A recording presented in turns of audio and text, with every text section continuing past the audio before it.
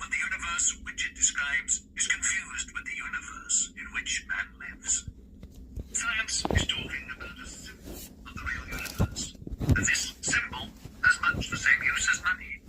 It is a convenient time saver for making practical arrangements.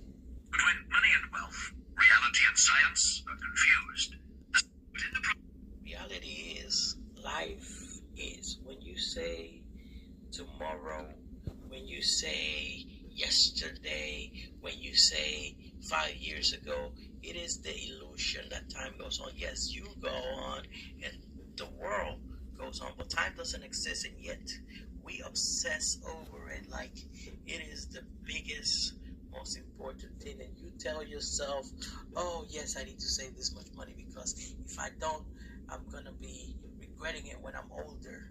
How do you know you're gonna get older? Don't. And let me say this.